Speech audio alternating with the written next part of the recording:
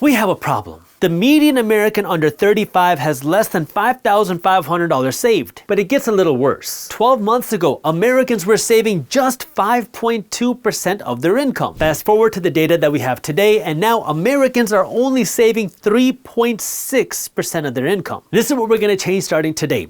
While the majority of Americans are running out of savings because of inflation, I'm going to go over 10 tips that you can use. They're not easy, but they're 100% accessible and doable that you can start using today to add an additional $10,000 into your bank account. Tip number 1 is automate your savings. Now, this one doesn't actually require you to make drastic changes to the way that you use your money, but what I've learned from my years of teaching financial education now is that if you don't do this, you're going to have no plan and no path to build any savings or any wealth.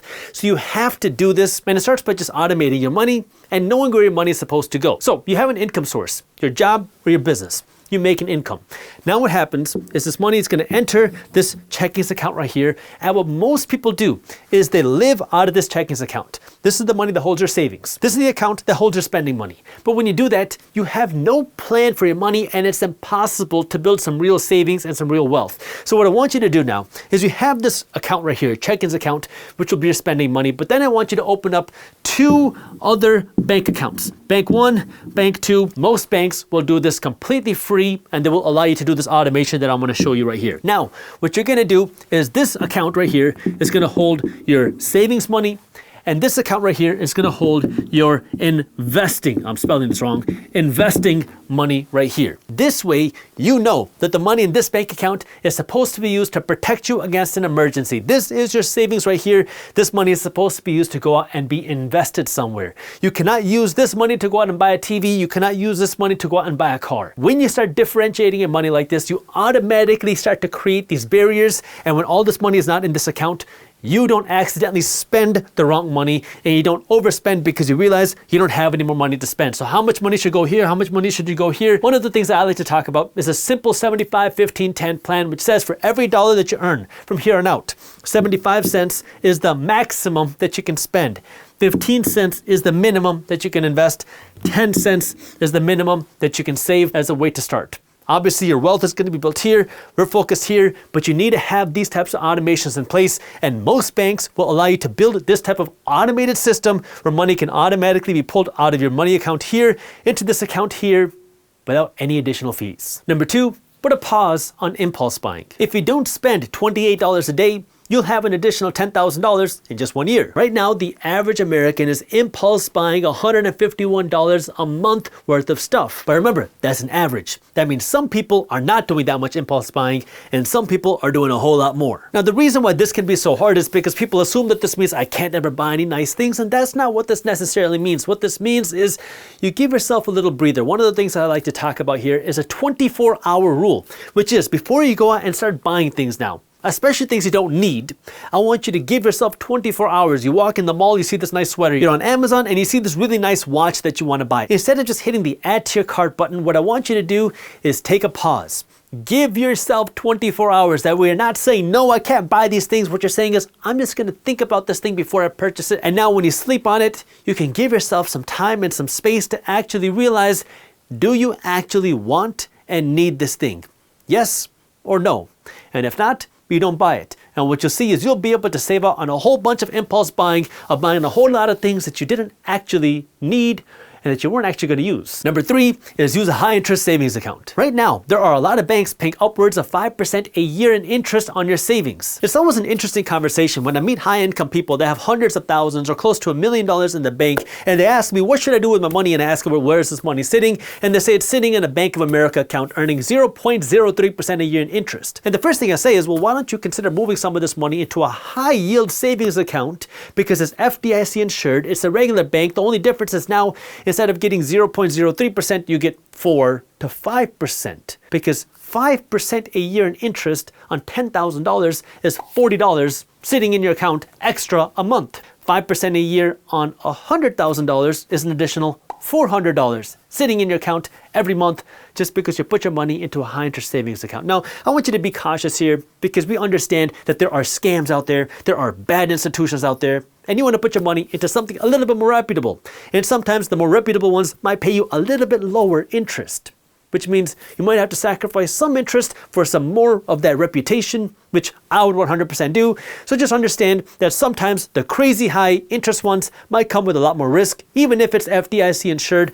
So just do your own research. Number 4 is eat at home. Growing up in a traditional Indian house, when we would go out to eat, which was very rare, when we would go out to eat, the appetizers, the drinks, and the desserts were always out of question. Like the first time I ever really remember ordering an appetizer at a restaurant was after I got married. For the majority of my life, those were parts of the menu that I never, ever even paid attention to. But apparently, a lot of people spend a lot of money in apps. They spend a lot of money in drinks. They spend a lot of money in desserts. And then you spend a lot of money in the entrees when you don't have any money to spend in the first place. Right now, the average American is spending around $3,600 a year eating out at restaurants. If you don't have any savings, you can't afford to eat out at fancy restaurants right now, and you can comfortably save at least half of the money, at least half of the dollars that you're spending eating out by just making some food at home. Now, when you make food at home, it is going to cost you more time, but you're going to save some of that money. And what you got to understand is when you have money, you can buy back your time. But when you don't have money, you have to use your time to get some more of that money. By the way, if you've been reading market briefs, you know that restaurant inflation has been going through the roof, which is why if you don't have money, you definitely don't want to be overspending at restaurants right now. By the way, Market Briefs is my free financial newsletter where my team is working to break down what's happening in things like the economy, housing, stocks, crypto, and the global economy into a fun, ready, and easy to read newsletter. You can read it in less than 5 minutes every morning, and it's completely free. So if you haven't joined Market Briefs yet, I got the link for you to join down in the description below. Number 5, earn more money so you have more money to save. There are 2 ways that I want to go over on how you can earn more money, and the first way is by asking for a raise, because one of the most accessible ways to have an additional $10,000 over the next 12 months is to ask your boss for a $10,000 raise. But I'm going to give you a few tips here as an employer on how you can actually get that raise instead of being the person that keeps getting rejected or laid off or fired. The first thing you want to do if you want to get that raise is to make yourself valuable. You are an investment for your company. If your company pays you $70,000 a year, that means your company is investing $70,000 a year in you, and they're going to want a return on that money, which means they want to see you produce at least $140,000 worth of value. So now if you want to make more money, see how you can produce $200,000 worth of value for your company, because that means you can take a percentage of the additional value that you provide. Now, when it comes to producing more value, that means you got to work hard, you got to be efficient, and you got to learn how to be better. Learn your skills, learn to take other classes, learn to be a more value producing employee. That way now you can move to number 2, which is study the competition. And not just study what the competition is doing from a business standpoint, but study what the competition is paying people like you at their companies. And if you can find that they're paying people like you at other companies a higher rate, this gives you some ammunition. That way now you can go to number 3, you can go to your boss and you can say, hey boss, for the last number of months, because when you provide value, it's not something you do for a week, okay? I'm talking for a few months, really hone in on providing value. Now, after you've been really working to provide value, you've really been excelling, you are the top person. I mean, if you're the top dog, now you go to the employer, you go to your boss and you say, Mr. and Mrs. Boss, I've been really loving what we're doing here at the company. I love everything that we're doing. I'm super passionate about what we're doing. In fact, I'm so passionate that off of work hours, I've been studying how to be better. I've been crafting my skills. In fact, I've also seen how we can add more value to our company. I've also seen how we can be more efficient. I've also seen how I can get some more work done. Now, one of the things that I've also realized is that, cost of living has gone up, and some of the competitors out there are paying people like me $10,000 more per year. Is there any way that you can bump up my salary to more money? I don't want to go to another competitor. I just have to look at my family's finances. I would love to stay here. And if you can also work to increase my salary, I'm also going to work to do X, Y, and Z. That way I can continue to produce more value for the company. That way I can continue to provide a ROI on my salary. That way I can continue to be a go-getter and to really be a passionate team player and rally the troops, rally the team. That way we can produce the best product possible. When you do that, you increase your chances of getting a raise, because most people just want a raise because they feel like they deserve more money. What you're doing is not saying I deserve a raise because I work hard. What you're saying is I've earned this raise because I'm going to continue to make you more money. The best way for you to ask for more money is to make your boss more money. And the second way that you can get more money is by creating more income outside of your job. This might be creating a side hustle. This might be becoming a freelancer, becoming a contractor, getting a second job, or working to build your own business on the side. That way you can make some more money. And this is a whole topic in and of itself, but the whole idea here is you're going to go out and do something outside of your job. That way you can produce some more money, whether you're being a contractor, a freelancer, or starting your own business. That way now you have more money. But the key is you're making more money not so you can drive a faster car, but so you can have more savings more investments, and more wealth. Number 6 is audit your finances. This is one of the simplest things that you can do to find some extra money without really changing your spending habits, but most people still don't do this, which is absolutely crazy to me. So what I want you to do, pull out a piece of paper, get a Google sheet, get an Excel sheet, and now we're going to take a look at your income and your expenses. So now, you take this piece of paper, you take this Google sheet, you take this Excel sheet, and what you're going to do on the top is first write down how much money you made last month and all the different sources of your income. Take out your pay stubs, take a look at your bank statements. You want to find all the different sources of your income and list them out right here, how much money you made last month. Then below that, we're going to put the expenses. And you're going to do the same thing. This is going to be a little tedious, especially the first time we do this. It's going to take a couple of hours the first couple of times you do this, but then it's going to get a whole lot easier. Get your credit card statement, your debit card statement, your bank statements. Now you're going to write down all of your expenses, every single one, line by line, where every penny went. You got to get down to the pennies. You want to get nitty and gritty here because the reason why is now you're going to see, number one, where is all of your money going? Ideally, you're going to categorize this by category. So your restaurants, your groceries, your housing expenses. But then you're also going to see, number 2, how much money you're spending in each place. And then 3, you're going to find out that you're spending money in places where you're not actually getting any value. You might still have subscriptions that you stopped using 4 months ago. And then you're also going to see those utilities and bills that have been racking up their monthly fees, their costs, without you even knowing it. You'll see that the cable bill that you have is now 33% more than what you originally thought you were paying. You'll see that your internet bill is now 2 times more than what you originally signed up for. And this is where now what I want you to do is be a little strategic and call up these utility companies and ask them to lower their bill. Because guess what? They don't want to lose you as a good paying customer when you could go to a competitor and get a better deal. So if you've been paying your bills on time, you call them up and you say, hey, I was wondering why my bill is so expensive. Here's the key though. You got to be nice. These customer service reps are getting yelled at and cussed out all day and night long. So if you're nice to them, they'll be nice to your wallet. Ask them, why is your bill so high? Nicely. They'll give you whatever explanation they have. And you say, you know, I've been looking around and I would love to stay with you, but I see that this company is charging a whole lot less. Is there anything that you can do? And guess what? Most of the time, they'll be willing to reduce the bill. And when they reduce the bill, here's what I want you to say. Oh, that was very nice of you to reduce the bill, but is there anything else that you can do? You never accept the first price they give you. This is negotiation 101. I don't care how much of a discount they give you, you don't accept that. Once they try to negotiate against themselves, this is where you now offer a price that's lower than what they asked for and see if you can bring this down a little bit more. These are some simple tricks that you can do, but you can only do this if you're looking at your incomes and expenses. That way now you can keep more money in your pocket without changing a thing about how you spend your money. Number 7 is downsize smartly. The first thing that people do when they want to save some extra money is to look to see where they can cut back on some of their expenses. And the first place that people cut back, especially if you look on the internet, is their Starbucks. They say, I'm spending $5 a day at Starbucks, which is $150 a month, assuming that there's 30 days in the month. If I go there every day and I spend $5, I'm spending $150 on Starbucks, and I could save that $150 if I just made my coffee at home. But what I want you to do is take a top-down approach, because Starbucks is one of the smallest purchases that you might be making over the day.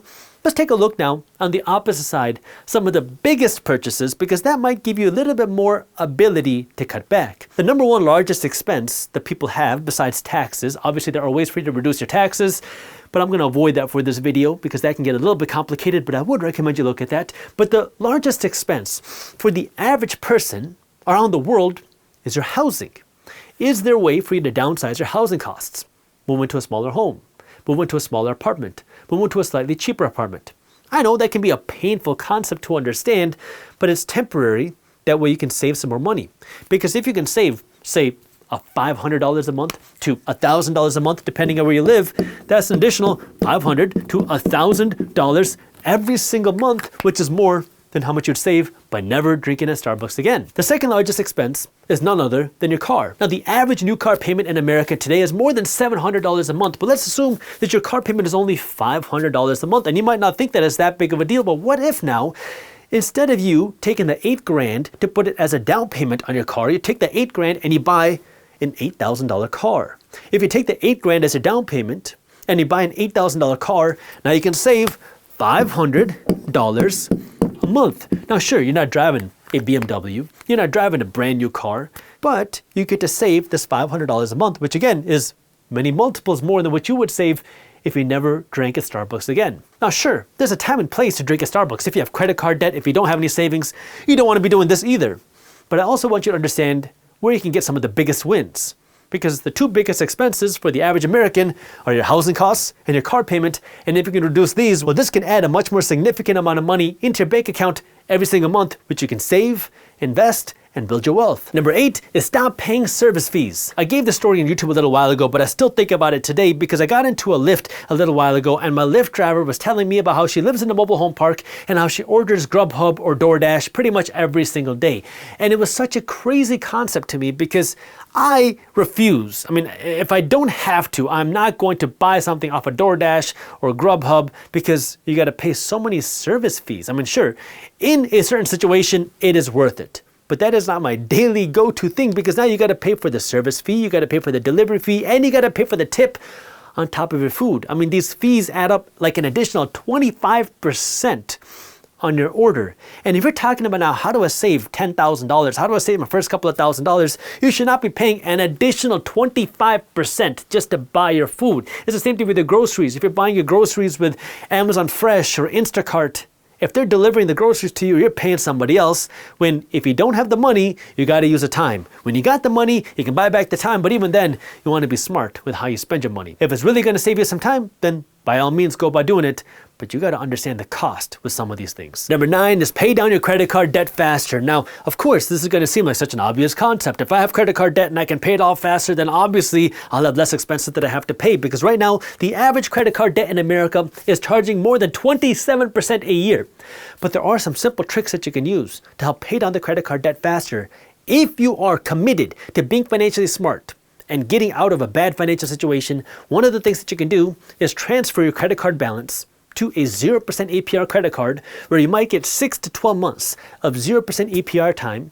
And now you can attack your credit card debt without any interest. That way, if you can pay down your credit card debt 1 year early, that's a guaranteed 27% return on your money. But this only works if you're already committed and you're serious and you're 100% going to work to pay down the credit card debt as fast as possible, because that's a lot of money going just into your banker's pockets that's not giving you any more value today. And number 10 is stop paying late fees. You might have heard me say that it's profitable to keep you poor. Well, let me just give you a couple examples of this. When you don't pay your bills on time, companies are going to charge you a late fee, and while companies and credit card companies have been making billions of dollars a year charging people late fees just for paying your bills a little late. Banks also love it when you spend money you don't have, not just because they get to charge you interest, but because they get to charge you an overdraft fee, because when you spend money out of your bank when you don't have it, they get to slap on an overdraft fee, and this has been making banks billions of dollars a year, and these fees go directly to the bottom line of profits because there's really no cost to the bank. They're not giving you any value.